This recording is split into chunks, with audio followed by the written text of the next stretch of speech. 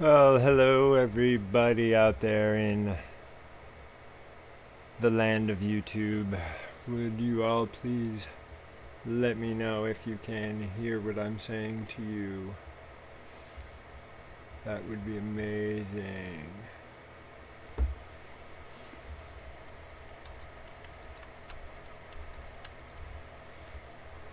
Can anybody hear me?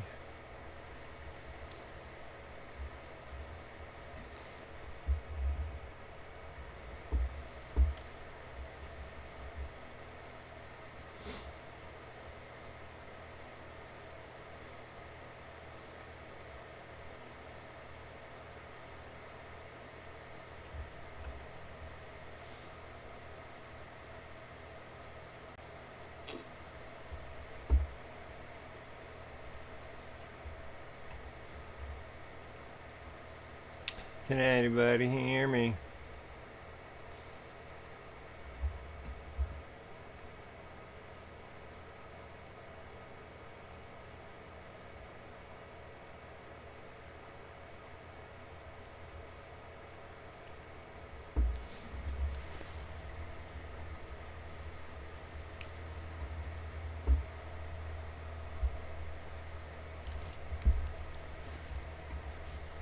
Soon as somebody says they can hear me in the chat, I will be happy.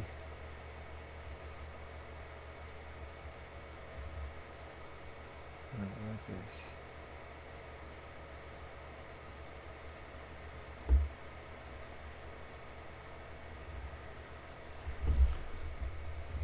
How do I do the keyframe widget? Hello, if you can hear me, please type something in chat.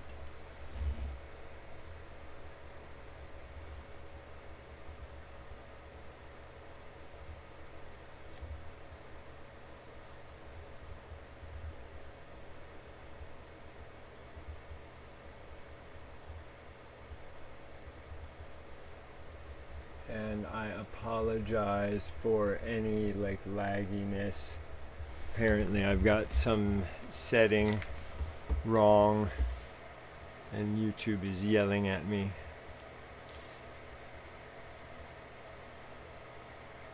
Which I'm attempting to fix right now.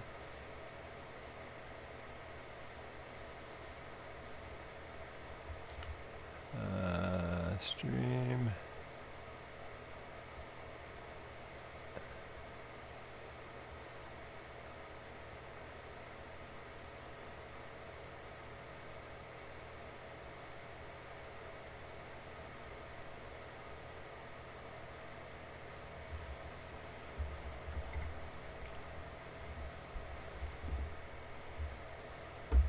All right, everybody.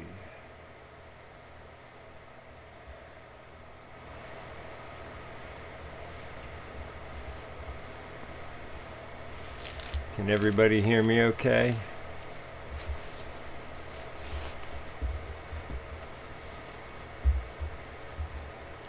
Somebody would just type in chat, yes, that would be awesome.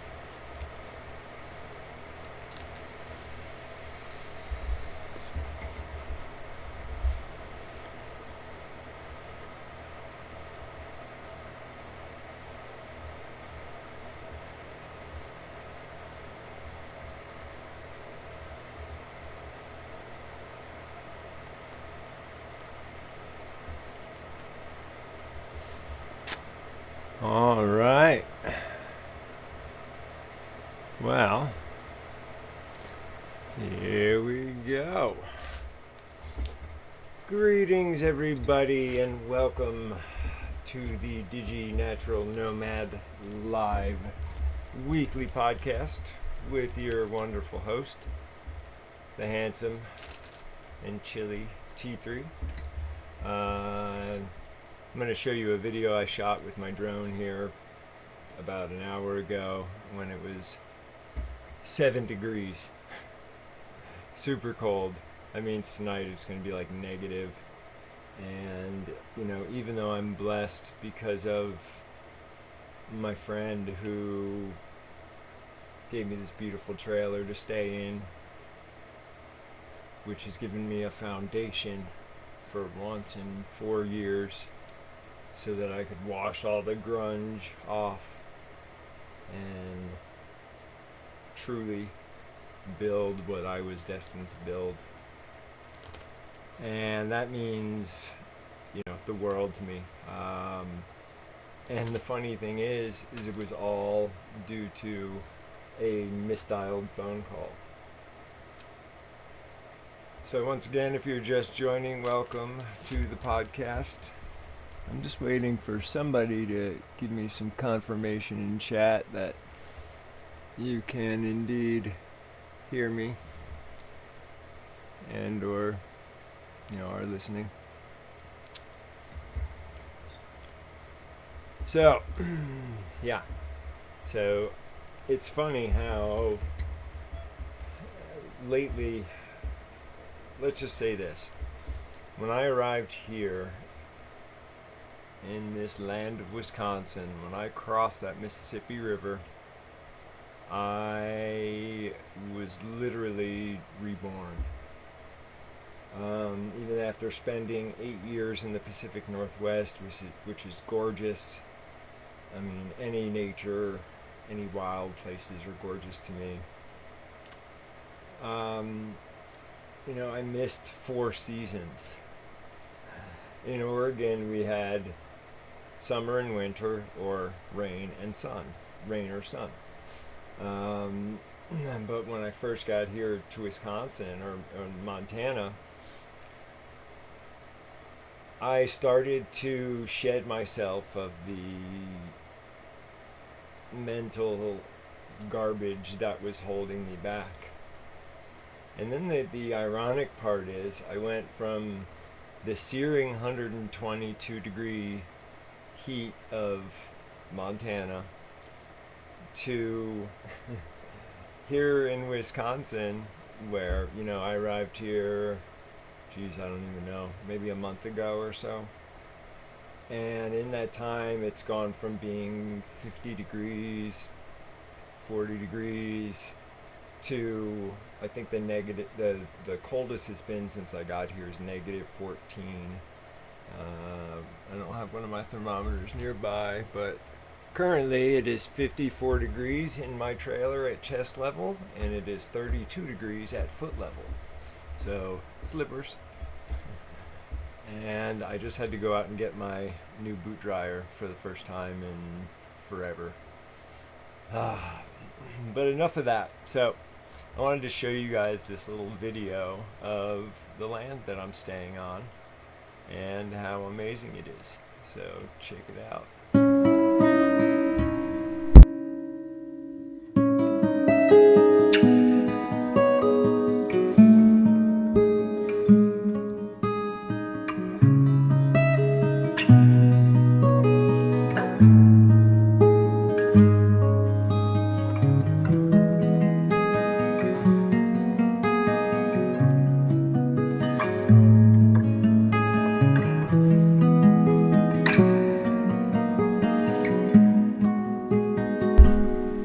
Hoping that you guys can hear the music.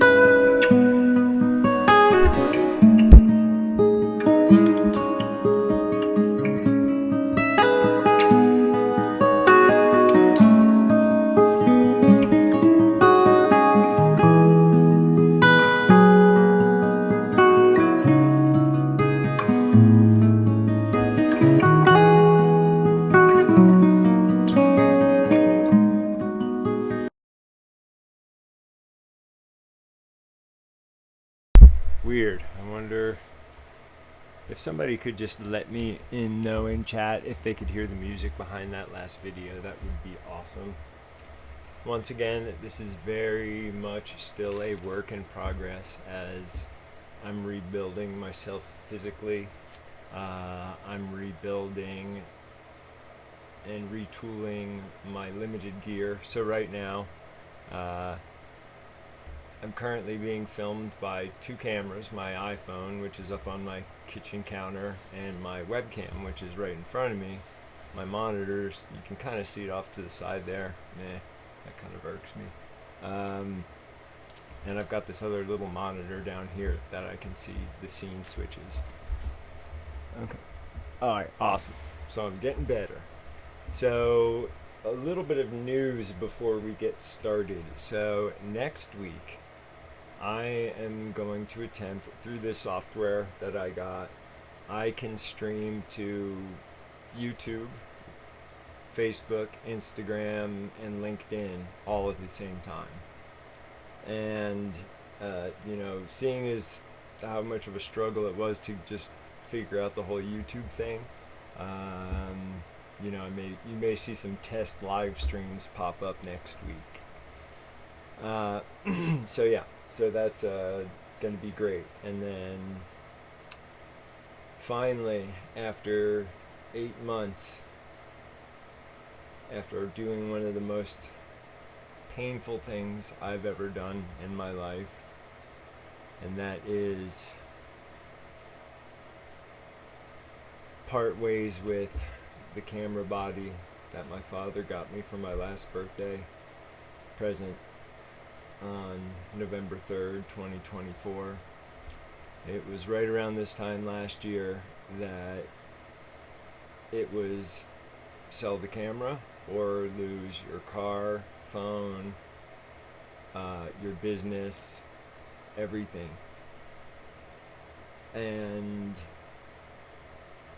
it broke my heart because he went through so much to get that for me. And of course, I'm in regular commune with my father and many other of the unseen and eternal. And so, long story short, I like to take photos just like my father.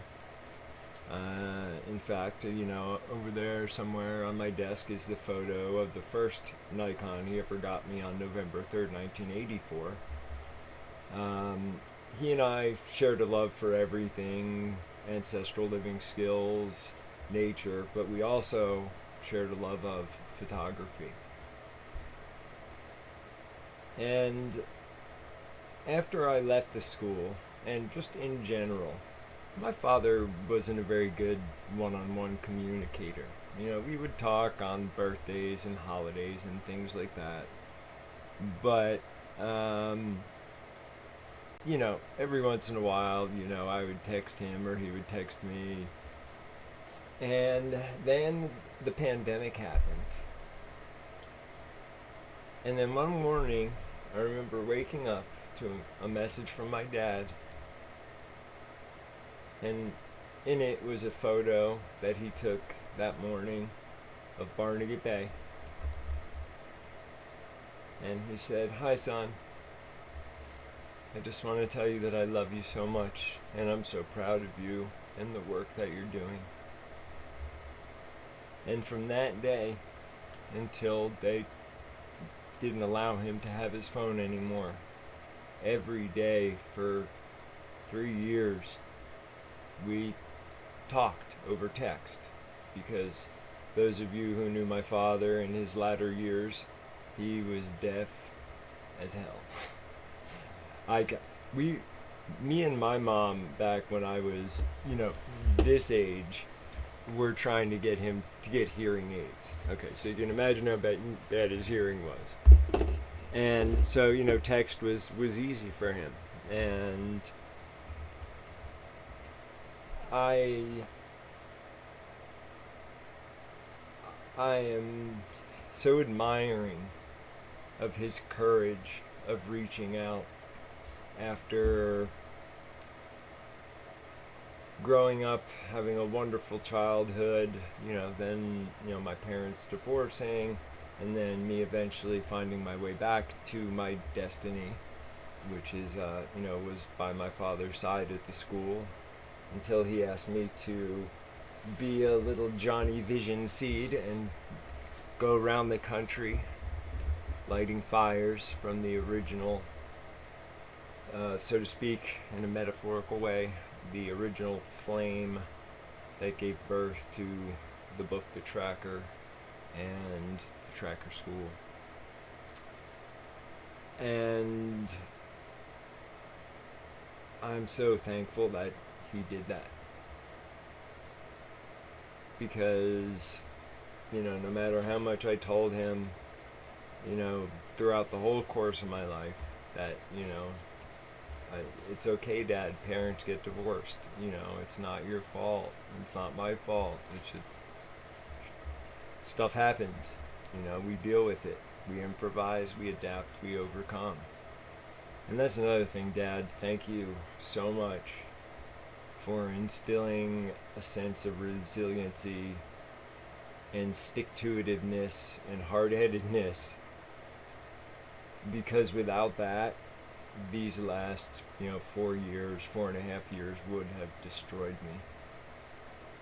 I mean, I came close to dying last August. As you know, I've had chronic Lyme for 40 years, and it's settled around my heart. And I was last August, not this past August, the one pre to that, just, after my dad had passed, taking his final walk. I was frantically at my friends in Portland trying to cram as much stuff as I could into my tiny cross trek to get down to Santa Cruz, California. And I, for the first few years of being my own business person, I had horrible self-care routines. I would sleep 4 hours a night, eat one meal a day, not drink enough water. That, coupled with the Lymes, just led to a whole cascade system failure, which I'm now just feeling vital and whole again because my friends in my new community here feed me well. And with that, I'm grateful to the 2 deer that were harvested last week that will provide us with the meat for the winter. But yeah, my dad always taught me to, not, just like he would say to you at a class, you don't fight nature. Because if you do, if you're outside and it's raining and it's cold and you think, I'm raining, it's cold, I'm cold and it's raining. Well, you know what? Then that's what you're gonna be. But if you acknowledge it and allow it to pass through you, then all of a sudden it's not such a problem. And, I call it embracing the suck. Because those of you who spend time in the woods, I'm sure have had this happen from time to time. You go out on a trip, a camping trip or something, or a survival trek, and it's just like the gnarliest weather and nothing. You never get a fire going, and you're just like pissed off, and but then you get home and a few days go by and you realize how amazing the experience actually was and how much fun you had. And that's, so I faced several years of loneliness and failure and betrayals and hurts and all this stuff that just kept me in this miasma of bleh. And once I made peace with that, it was then, like as I mentioned, I was deemed to deal with weather extremes. I leave Portland on July 15th of this year to go to Montana to my good buddy Jim's house. Thank you, Jim. Where a quarter of my belongings still are, 12 hours west of here. And the first morning there, I had a webinar from 11 to 1 for my European students. And it was 122 degrees by 11 a.m. And I go to flip open my computer to start the webinar, and I just see this like oven symbol. It was so hot. And then it was so hot, none of my electronics would work. And then, just baking. And then all of a sudden, about 2 hours before sunset, huge wind picks up, giant thunderstorm comes through, and then it was rainy and 45 for the next 3 days, and then back up into the hundreds plus. And I'll show some shots of the early Nomad days up in Roundup, Montana, with the giant shade ensconcement I had to put around my car, because in the high desert it gets cold at night in the summer, but it warms up real quick. And what do I typically live in? A metal black box on the roof of my car. So I actually, one morning, I purposely set my alarms to go off. I wanted my alarm to go off about 30 minutes before sunrise, and then, I had my car positioned in such a manner so that I at least had the house blocking the sun for a while. So it went from 48 degrees to 119 in my tent within a hour and a half time period. So you go from being like under your thickest sleeping bag or a ton of blankets to just baking all of a sudden. And then you undo your tent flaps and just flies come in. And the whole time, I'm also dealing with constant financial issues, and all the personal stuff I was dealing with. And the thing that got me through all that was, how can this experience make me a better teacher? Just in winterizing this trailer here, I've learned so much more about the principles behind building a shelter. So as I said, due to a wrong phone call, or a misdial, I meant to call one friend. Two friends in my contact list that had the same first name, and I meant to call a friend that I spoke to once a week. And I talked to somebody who was a student back in the mid 2000s, when I was head instructor and director. And so we started talking, and I gave him a brief rundown of the last few years of my life. And he just he started crying, and he's like, "Where are you?" And I'm like, "I'm in Roundup, Montana." And he goes, "That's only 12 hours and 46 minutes from here. Come here right now. You need not suffer anymore." And right then was when I got the first, kind of it felt like being hit with like a hand dryer from above with light, made out of light. I just felt,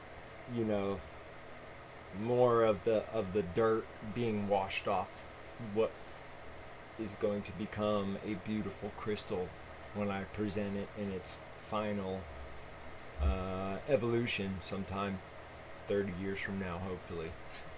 But no, seriously, I'm going to start weaving some of this stuff into my classes and these live streams.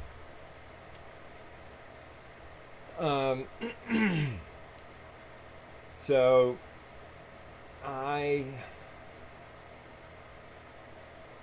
the moment I crossed the Mississippi, where I am, even though in my 8 years in the Pacific Northwest, I became very good friends with the wingeds and the four-leggeds and all the critters that live in that area, and I spent time with them and I photographed them.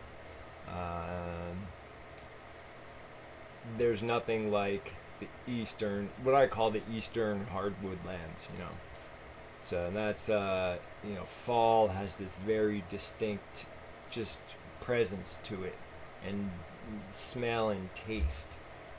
And the moment I arrived here, I felt like I was on the farm that I grew up on, which, is an amazing place, and a place that I hope to hopefully soon go back and check out. So I get here and I'm, my friend's walking me around his operation, and he runs a sustainable uh, timber harvest business, and he also has a very high-tech sawmill. And in fact, the name of his company is Foxwalk Sawmill. And immediately upon reconnecting with him and showing up here and literally rejoining the human race, because before that, for the previous years before that, the only people I was in commune with were people like I'm doing now, or over text or email, phone call.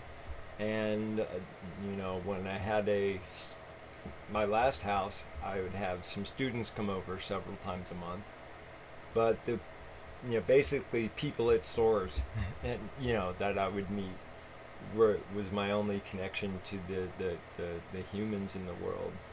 But now, being on this beautiful piece of land with my friend and his beautiful family, where it's as if the creator you know dumped me off after this 4.5 year washing machine, dumped me out into my ideal place. I am in a place where I can fit myself into the baseline in so many ways. And I jokingly say that, on this land I'm capable of operating and maintaining everything from 2-month-old Fern. You may have seen me posting pictures of her sitting on my lap, to the skid steer, because of the varied skill sets I've developed over the years around rural life. So I also bring other gifts to them as well, and the gifts that they give me in return are the community and collaboration and kinship that I was so desperately craving. My father would often say there's a gulf and an ocean of difference between being alone and loneliness. And let me tell you, I have explored the outer darknesses of loneliness, and it is not a place that I want to go back to. Luckily, as long as there's some nature nearby, you're never truly alone. I mean, even on your own body, there are trillions of single living organisms that help your body operate. So, in trying to explain this transformation of me as a human, as an educator, as a caretaker, as a life coach, the moment I pulled in here, I started seeing the world through a different set of eyes and hearing it with a different set of ears.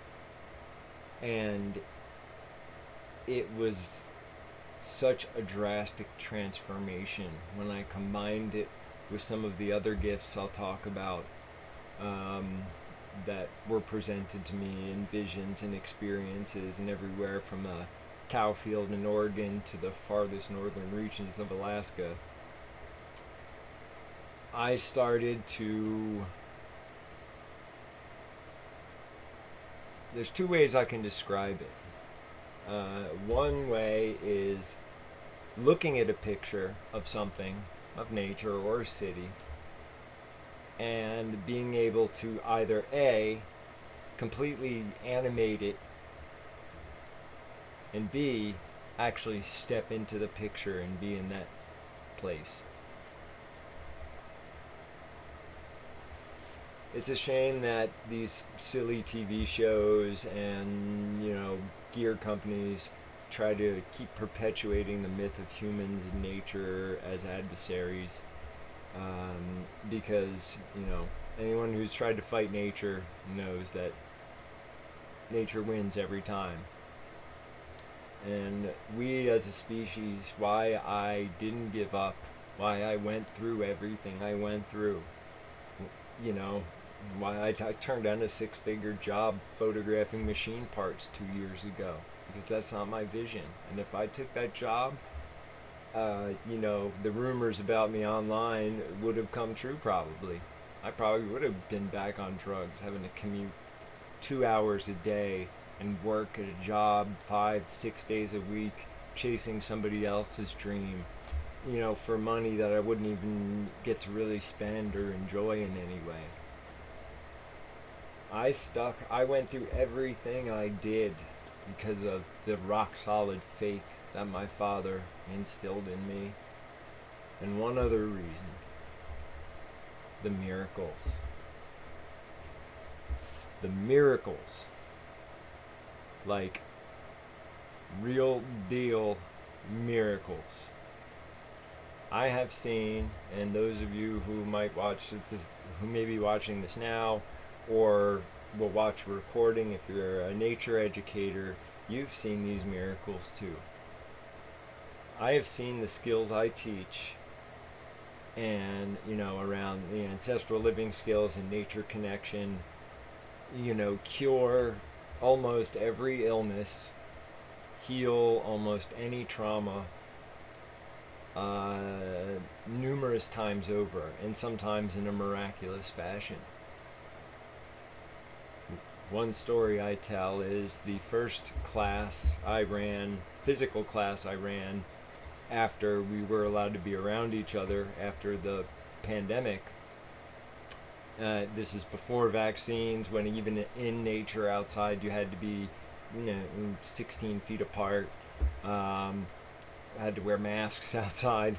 The first class that I chose to run was an awareness class, because I thought, here's a whole group of people who've been cooped up inside for a long time, and I really want to give them a shot at this, seeing the world through a new set of eyes and moving across it in a different manner. And if you've ever taken an awareness class with me, one thing I always talk about are, of course, wide angle vision, and then the fox walk. And when I teach the fox walk, I first show how modern humans move and how damaging it is to our bodies. And then I teach a different form of movement that includes the fox walk, but under the umbrella of natural movement. So I then send every class, I send out for 20 minutes, 30 minutes to practice. And I say, first I want you to walk around the way you do and put your fingers in your ears. And you will hear kettle drums with each step. But soon as you slow down, soon as you put a little bend in your knees, soon as you feel what you're stepping on before you transfer your weight, that thumping goes away. So about 15 minutes into the exercise, I see one of the women in the class come walking back towards me. And first I locked eyes with her, and I could see she was crying. And I was like, oh no, she's got COVID. Like I was thinking, or something bad had happened. But then I noticed she was doing this beautiful fox walk. And she walks right up to me. And this is we were still supposed to be 6 feet apart. She walks right up to me and grabs me by the shoulders and hugs me and starts sobbing on my shoulder, saying, thank you. For the first time in over 15 years, I am not in excruciating pain when I walk. This person is somebody I still check in with regularly. has just movement has helped her heal from all manner of physical ailments. Everything from bad knees to bad ankles to lower back issues to where she was in excruciating pain. All by simply teaching somebody to move a little differently.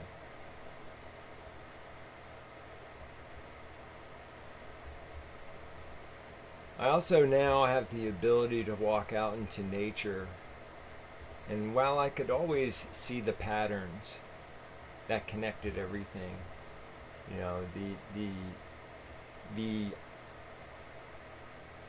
perhaps coincidence, although there is no such thing as coincidence, but the pattern of the vascular system in a leaf looking a lot like the vascular system in our body, which looks like a river delta from space, or the spiral that you see on a seashell.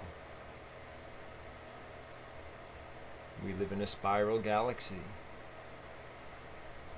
There's all these patterns. You know, nature is not chaos. It is. So at one point, you know, at one time, I would go out and I would see into nature. But now it's like I have a super Photoshop that I can separate it by as many levels as I want and truly see it. And if I'm doing caretaking work or trying to help somebody solve an issue, I now have indicators of when to do certain things or say certain things that literally, you know, chop off the negativity that's holding them back, or, you know, lead me to the patch of invasive whatever that needs to go to bring this area a little bit more into balance. I can see you know, my father in the later higher level philosophy classes would often, you know, when talk about sensing presence or some of the other things, you talk about like imagining a rheostat in the back of your neck so you could tune it down when you were in the city or around a lot of people. Well, inside of my head, I literally have this like control board of dials where I can do anything from teach you how to put your 10 fingers in the ground, literally plugging yourself into the nature net, as I call it. And is it ironic that being that we're heading into the age of quantum computing, that a lot of the first quantum computer models are based off the mycelial network that connects just about all living things in a forest? No coincidence. So I see these threads of this tapestry, and I know which threads to trim away, and I know which threads to unwind, and therefore bring it back into baseline. And this idea of baseline is something that's going to figure hugely into my new teachings.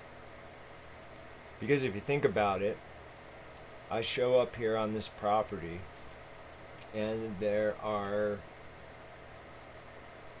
you know, there's the baseline of as a whole, the property, the nature, the sawmill, the family. There's that baseline. Then there's the baseline of just the nature. Then there's the baseline of the business. Then there's the baseline of, you know, interpersonal relationships. And I see it all now. And I think, God damn, what did grandfather see the world like? And I thought before that I was, you know, an aware bear. But now it's a whole new level, and these are things that I've been able to duplicate, you know. And I'm gonna tell a story right now that is completely 100% true, and you'll probably say BS, and so will the person involved, my buddy Bill Kaiser. But my buddy Bill Kaiser, founder, longtime friend, and founder of Ancestral Knowledge, and longtime tracker student, uh, was hunting on his birthday. And the day before his birthday, I saw it was his birthday coming up, and I was like, I was out in nature. I was actually hunting at the time, I think. And I just asked nature to please, gift Bill, who saved my life at one point many, many, many decades ago, to gift him a deer for his birthday. And guess what? He got a deer on his birthday. Coincidence? I'm just going, with what I'm observing and writing down in my electronic mind.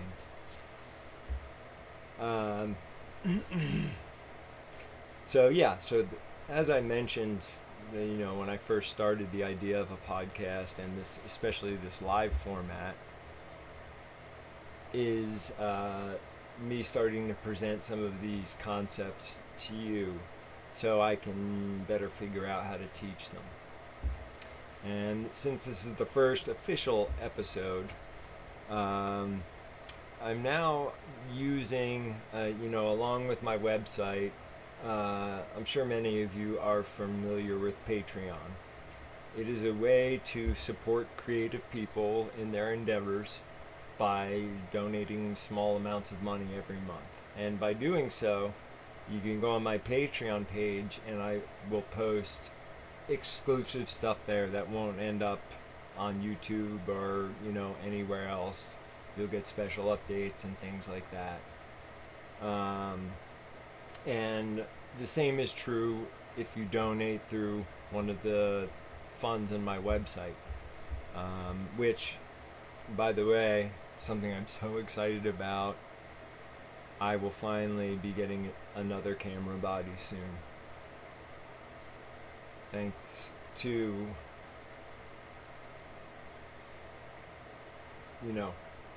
my community, because as a creator, it's like a one-armed person trying to build a house working with my webcam and my iPhone as my main cameras. And then on the cathartic level of being able to go out and take photos and show you all daily how I see the world.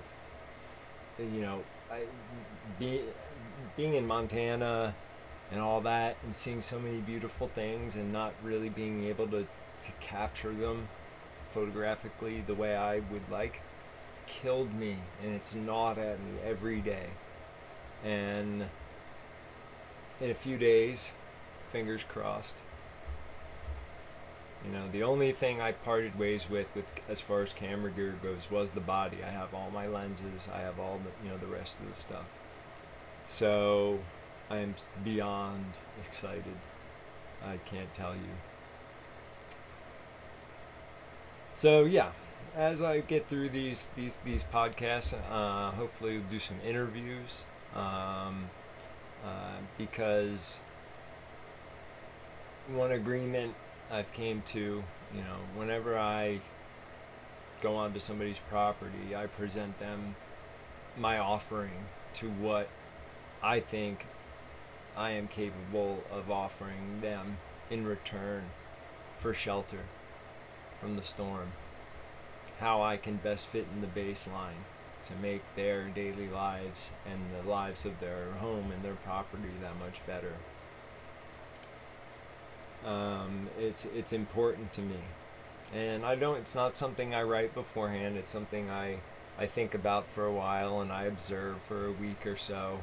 And the first thing I do is look around the property and say, all right, what tasks based on my myriad skill set can I complete to 100% satisfactory specifications, due to whatever the task is. And those are things I note first. And then, I move on from there. So, and then now I'm also, learning how to winterize this trailer a little bit. One of the things that really sucks about Lyme's disease, other than my heart, is the fact that circulation is a huge issue. So if my hands get too cold, they become like useless mitts of flesh that have like no fine motor control, unless I literally like have heat warmers in my pockets. So I've been searching. When I got here and it started to really get cold, I went looking for some good thin wool gloves. And I'm thinking, I'm in Wisconsin. There should be wool everything. And I've been to 5 outdoor stores. You can't find wool anything because everybody wears rechargeable battery operated clothing here. And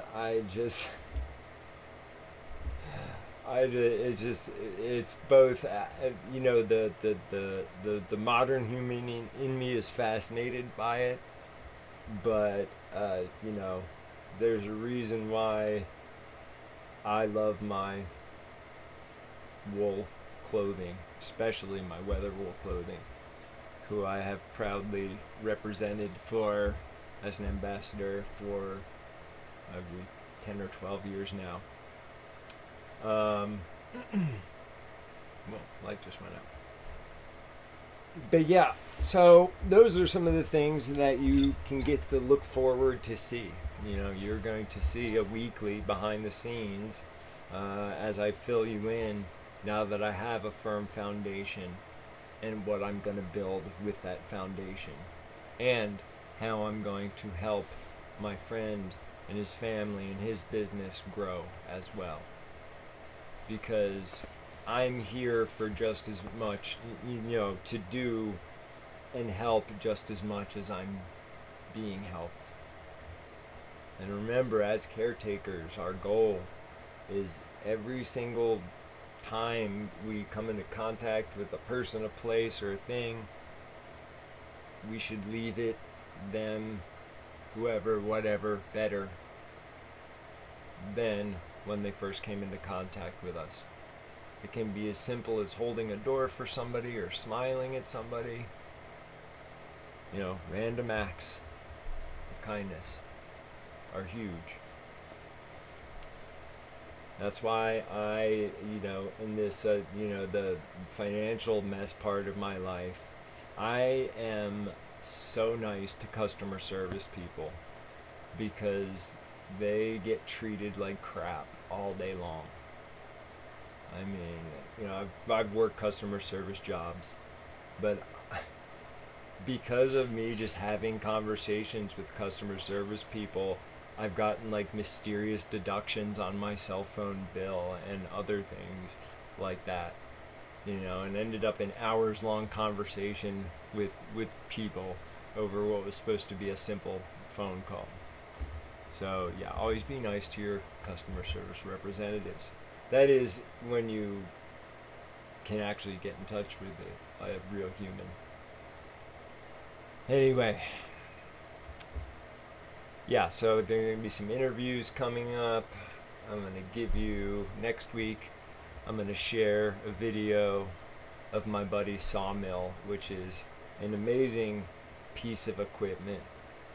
I like to think of it as a typewriter that turns logs into boards, because that's essentially what it does. It's amazing how it works. And I've used regular like bandsaw sawmills before, but this thing is next level. And watching him and the way he does his business and the way he approaches tree work, and seeing satellite images of properties where he's gone on and selectively harvested versus other companies that claim to offer the same, you can clearly see a difference. hence the name Foxwalk Sawmill. And hopefully I can get him on here for an interview, because he's an amazing man and with an amazing family, and that I am now very much honored to be a part of. And with that, I thought I heard a rumor that he was making pizza tonight, and it's probably coming soon. So thank you for being part of this successful actual first weekly episode, because last week was kind of a mess, but now I got things dialed in. And a couple other things. I can't divulge too much news just yet, but the reason why I haven't put any classes up on my schedule yet is I'm currently in talks with another organization that is very well known, especially in the publishing world, about hosting some of my online classes. So I'm waiting for news on that before I post any classes. And as usual, as always, all of my online classes are pay what you will, or pay what you can afford, on my website. You know, the classes I do for that organization are going to be a bit different, of course.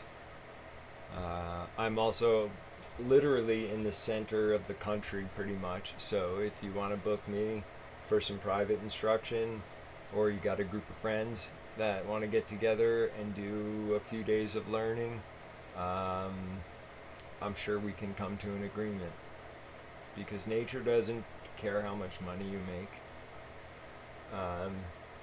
Nature is the great equalizer, and I possess knowledge that I literally am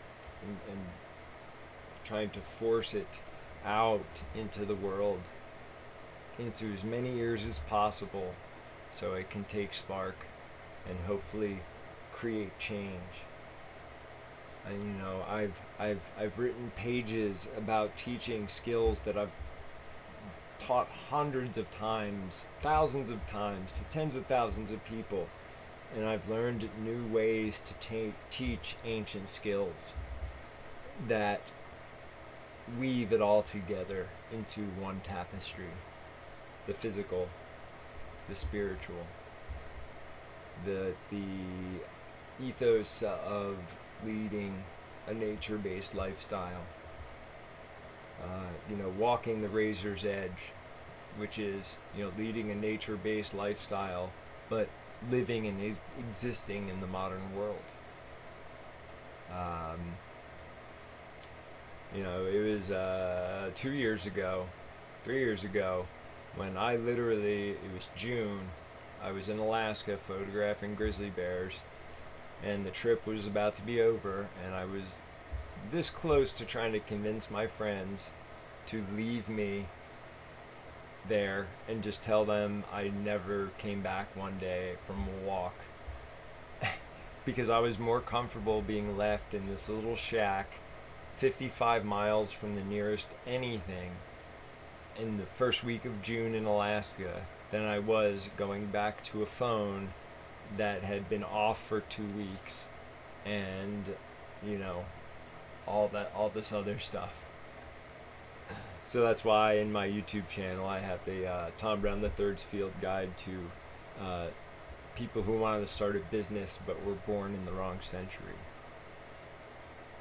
Always, always, always, I am open to feedback, things you'd like to see. Occasionally I'm going to teach a skill. In fact, next week I have some deer legs that I have to remove the sinew from, so I might do that as a live demonstration. Email me, comment. But what I ask most of all is that, because I've come under attack by some mysterious forces on social media, my videos and things don't get seen by very many people. And I don't have the money quite yet to dump into online advertising. The most powerful form of marketing there is word of mouth. And I want to give you a bit of homework for next week. This is something I did recently. And I basically, I'm calling it, your personal declaration of independence. Look at your life as a whole and find the areas that don't serve you and do away with them and change them. Your life is yours and you can do whatever you want with it. And obviously there are limiting factors such as money, and things like that. But the sooner we mentally prepare ourselves for any situation, the better the outcome will be when that situation arises. So because of some of the things that I've had done to me maliciously over these last few years, I'm beginning to write my own personal declaration of independence and mask-free living and just, being a caretaker. And number one on there is I only choose to associate with and be around people that energize me, that challenge me in a positive manner, not throw an obstacle in my way, who, like myself, want to be better every day they wake up than they were the day before, that are constantly wanting to learn and grow in a myriad of ways. Because, to me, when you stop trying to better yourself, you stop learning. It's like get busy living or get busy dying. That's when you fall into that rut. And then before you know it, you come out the other end and you're like, that was life? Shit, should have done a lot more stuff. Oh, one other thing I want to mention. So, my friend Scott Martin and I are going to potentially be running a class in the Black Hills of South Dakota, one of the most beautiful places on earth, right around the weekend of April 10th. It's going to be a 3-day affair, maybe with you showing up the night before the first day of class so we can get a good full 3 or 4 days in. And we are going to teach a whole bunch of different stuff. So this is a class that anybody from the complete beginner to the most experienced person will get something from. I'm also in talks and collaboration with an organization down in Madison, Wisconsin, about teaching some classes down there. And I'm hoping to do another class with my Canadian brother from another mother, Mr. Matthew Hebert from Les Primitifs, because last year's winter survival class was epic, and they're a lot closer to me than Portland, and it was an amazing time. So might try to get them here to the property for a class that will have spots open to the public. I'm literally like just north of the center of the country, so it's pretty easy to get here, and it's pretty easy for me to get places. So with that, I want to say thank you so much for tuning in. Please help me spread the word. I will, each week we'll have a theme or an idea that I will announce on Monday or Tuesday. And once again, I thrive off your messages and your feedback and your questions. That's another thing that got me through these last few years, was the few people that told me not to give up. And so let me know what you would like to see this show evolve into. And I would read the comments, but they are incredibly tiny, and I need to go get new glasses really badly. Let me see if there's any questions I can answer.